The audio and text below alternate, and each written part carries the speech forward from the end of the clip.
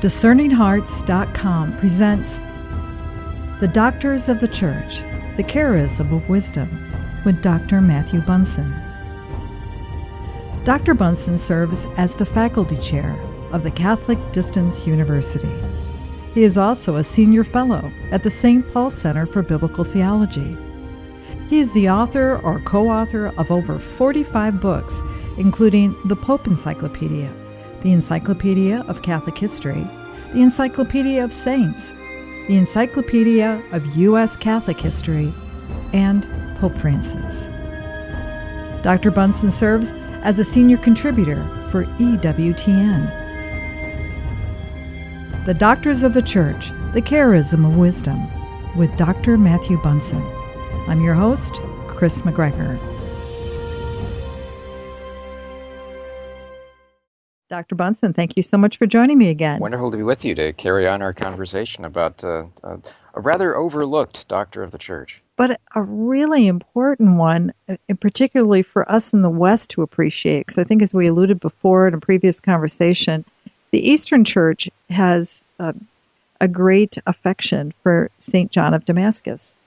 It does, and that's partly because of his hymns, it's partly because of his important work in understanding the Blessed Mother, especially the Assumption, but I think above all for his incredible defense of the icons in the 8th century at a time when there was very real danger in the Byzantine Empire of all of the icons being banned forever. And what a tragic loss, a deep impoverishment that might have caused in the beauty of liturgical art, but also in the very theology of the Church, as we were discussing in our last episode. Yeah, he's not considered necessarily an artist. He is a theologian, but through his theology, he was able to help us see the work of the Creator and why that's significant. Yes, and as this is the first episode regarding John Damascene, we hit on the importance of understanding the differences between worship and veneration, of latria and proskynesis, which itself then impacted our understanding of a host of other important teachings. For example, the teaching on the beauty of matter, on creation itself, and we can talk also about the veneration of relics that connects to, going all the way to our understanding of Christ's incarnation, of the Eucharist, of the beauty of matter itself. Images are crucial, especially to our understanding of the faith. Think, for example, of the significance of St. Luke, who is honored as the patron saint of artists. Why? Because he is venerated, make note of the use of the word venerate rather than worship, as the person who painted the first great image of the Blessed Mother, which we can call the first icon. Was that painting worshipped as a god? No, of course not. Whatever that image was a depiction of someone. You know, the Protestant Reformation, the Protestant Revolt, included the wholesale destruction of statues, of paintings, of images across much of Northern Europe.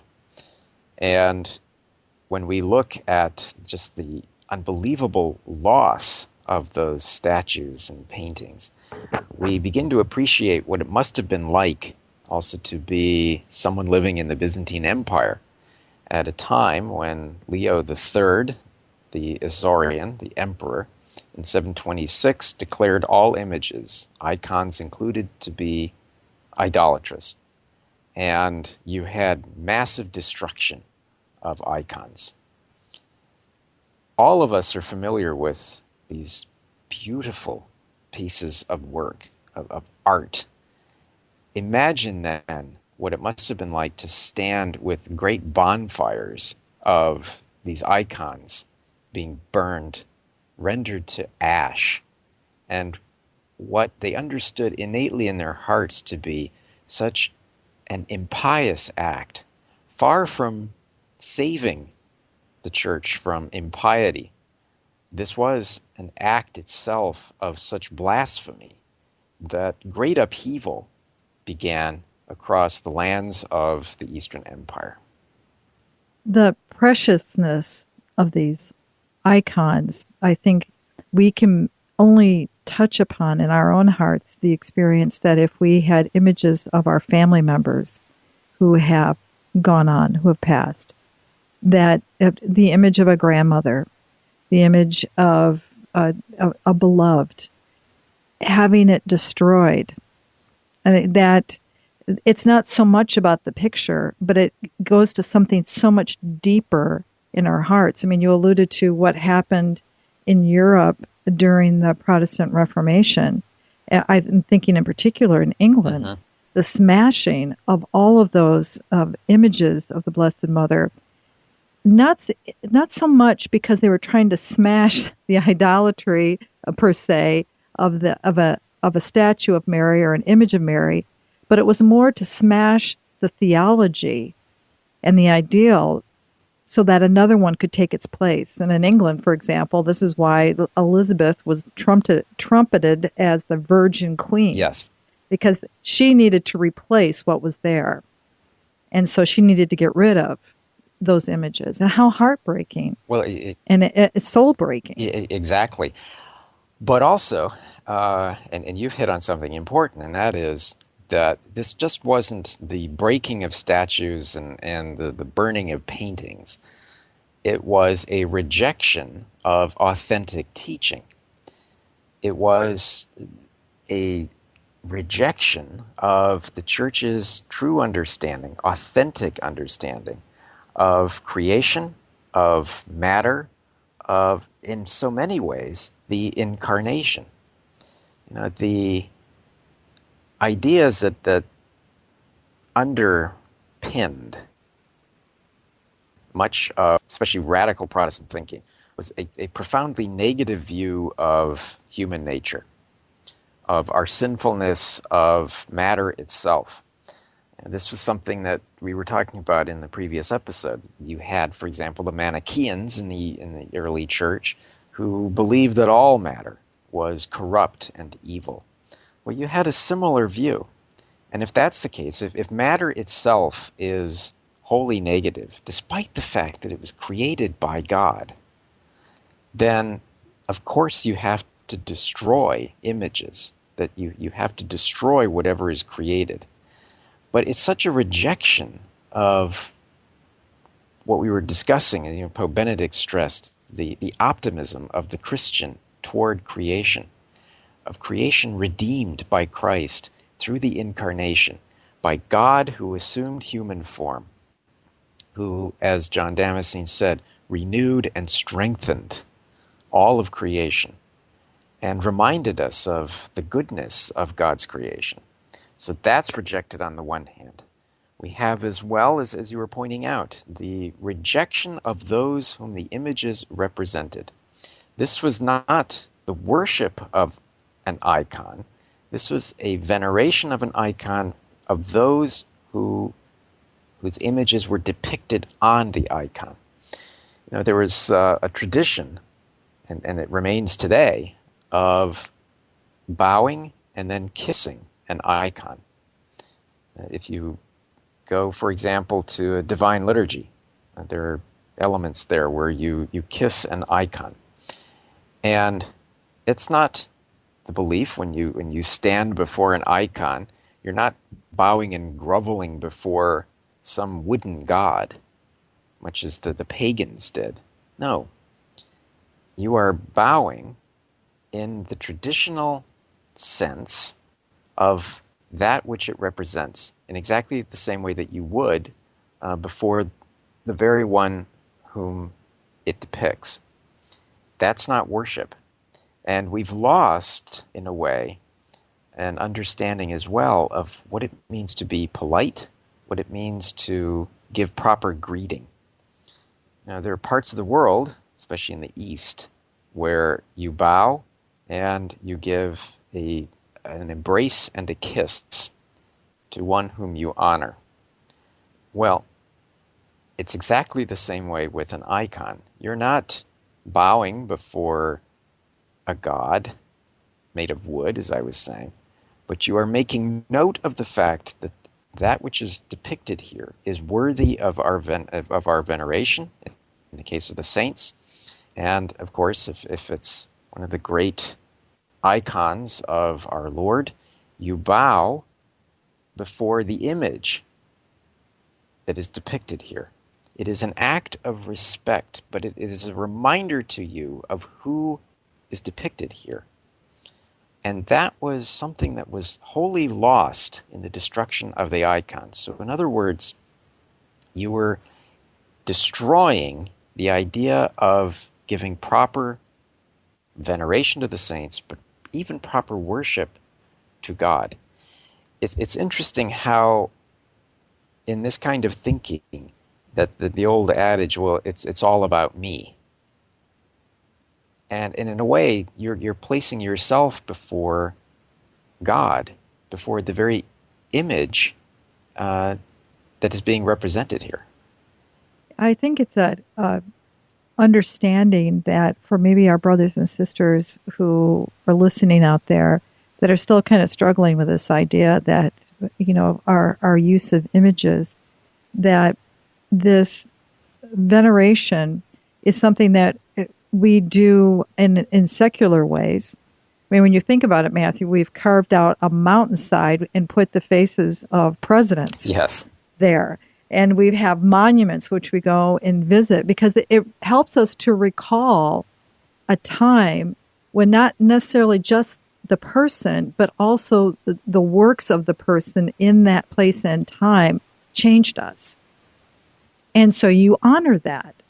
Even more so should we do that when it comes to those holy events and those holy persons that have opened up the sacred to us, the eternal life for us. How even more so does that demand some type of acknowledgement, as you said, even if it's just polite courtesy of saying thank you. Right.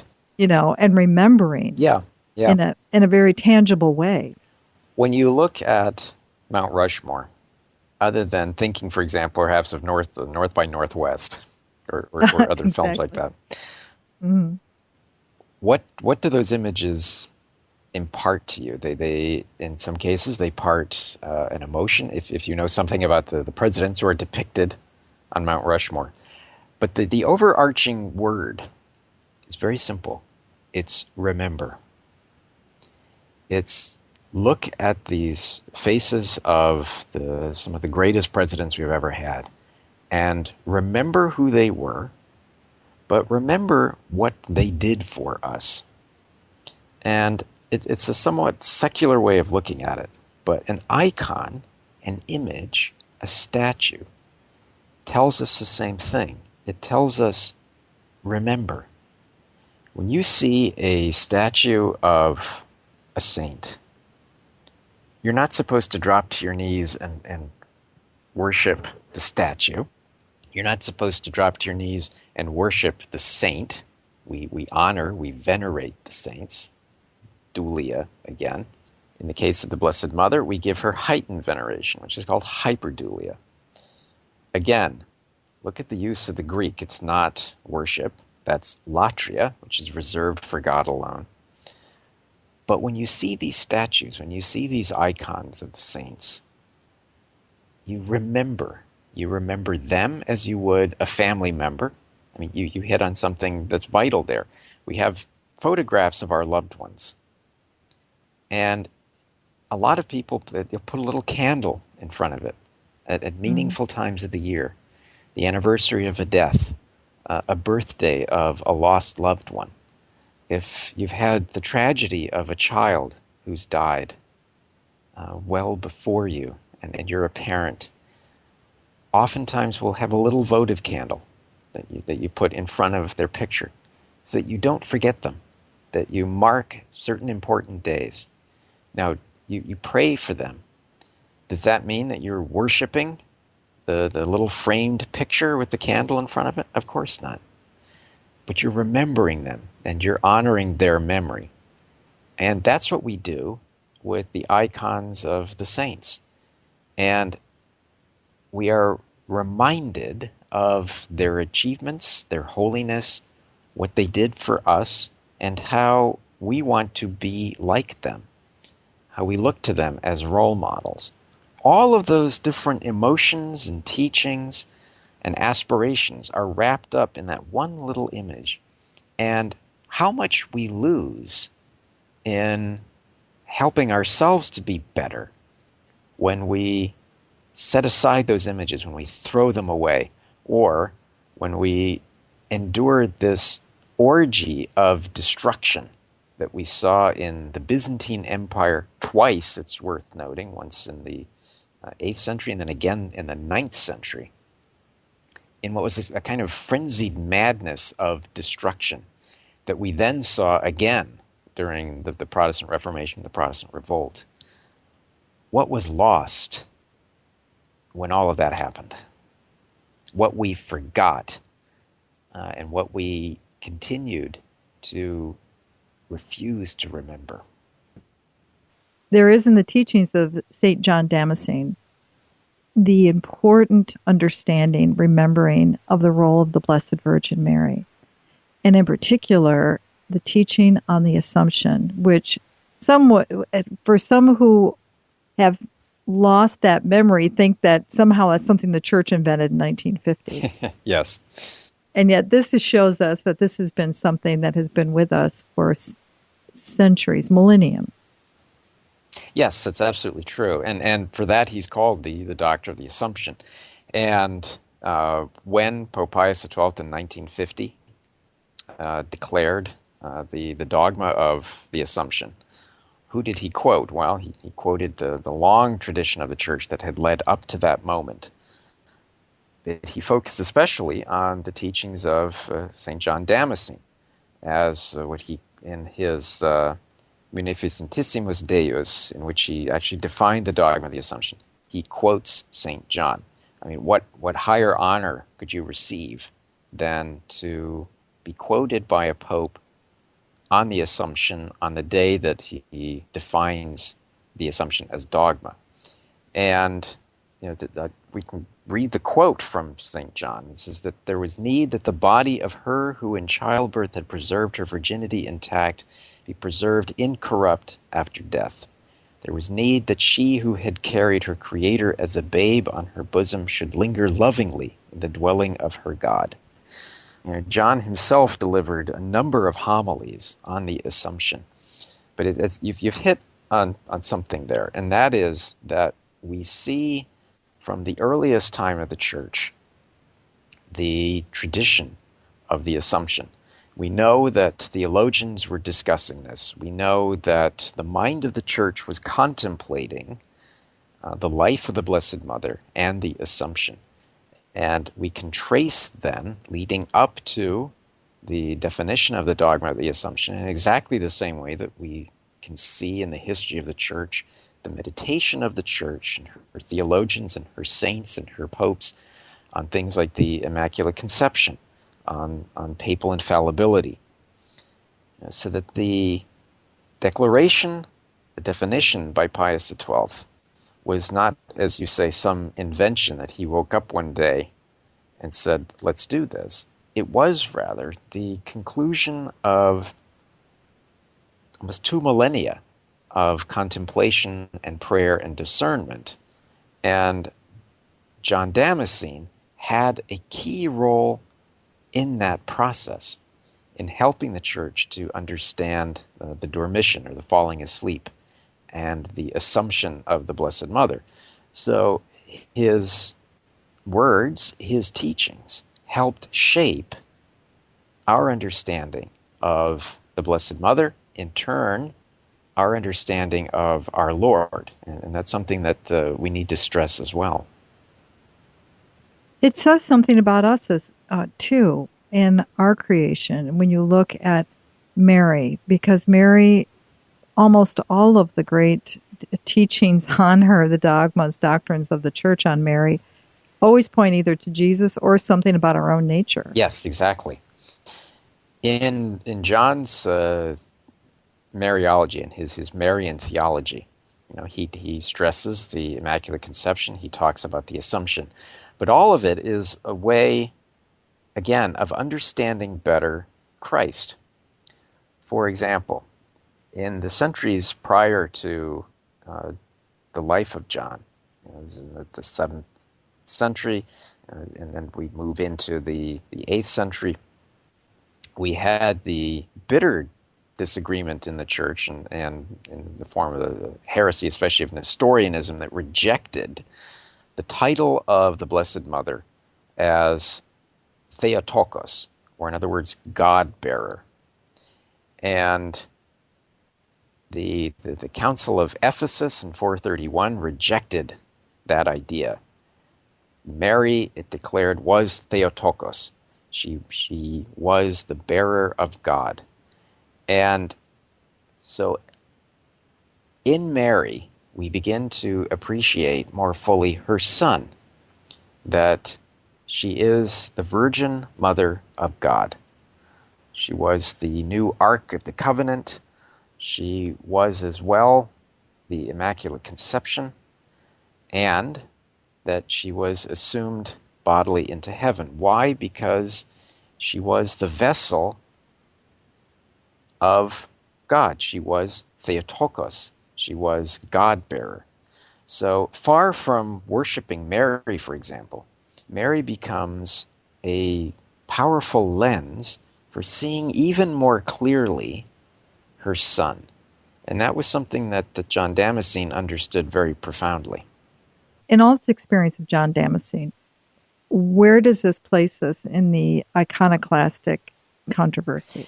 Yeah, well, as we've been talking, John wrote 3 different treatises in the defense of images. He talked also about the wider issues of the Incarnation, on creation, on the Blessed Mother. All of these had impact in the Byzantine Empire and gave theological foundation to those who were fighting so hard to have the icons restored.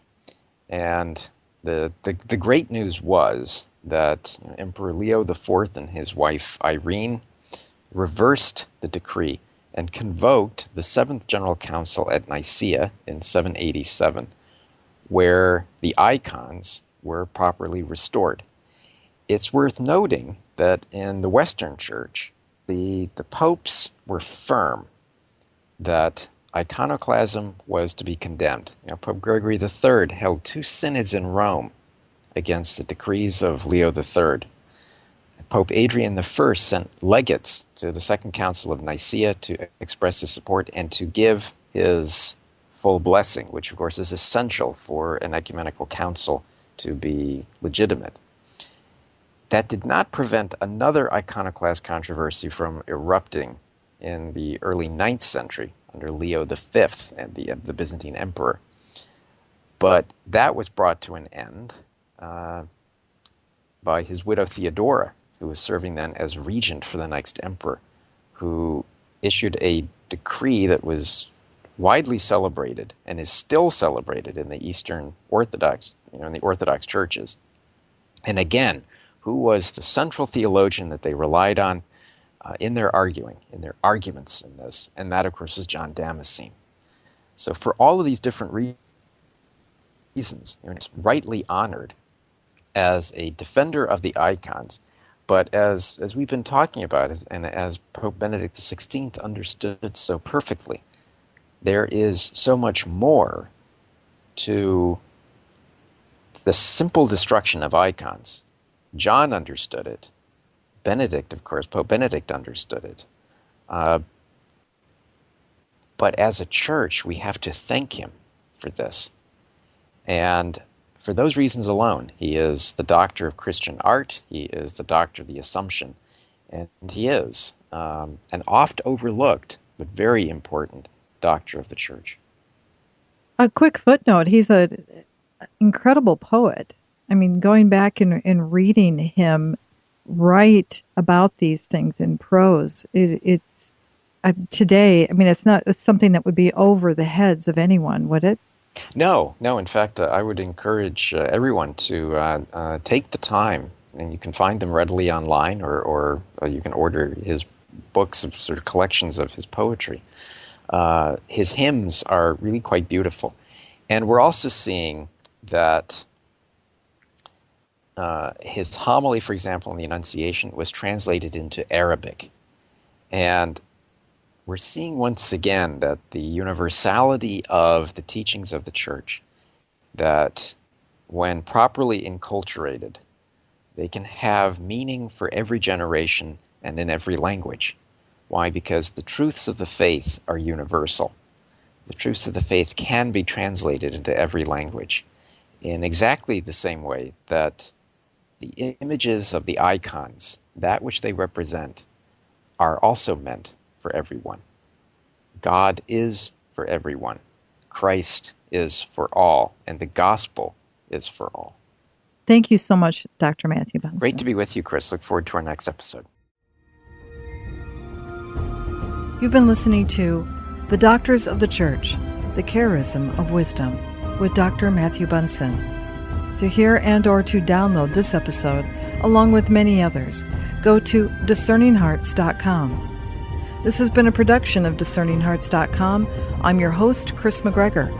Join us next time for The Doctors of the Church, The Charism of Wisdom, with Dr. Matthew Bunson.